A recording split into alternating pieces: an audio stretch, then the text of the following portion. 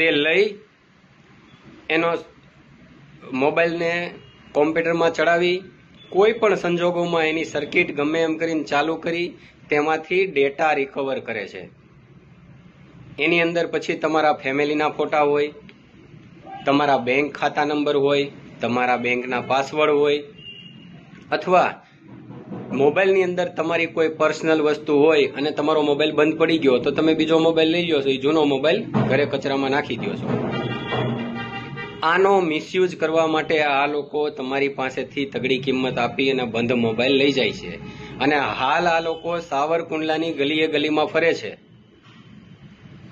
મને તો એ જોવા મળ્યા ત્યાર પછી ત્યાંથી ગાયબ થઈ ગયા. મેં તો ઘણા લોકોને કીધું છે કે આ લોકો ક્યાંય જોવા મળે તો મને કોલ કરજો.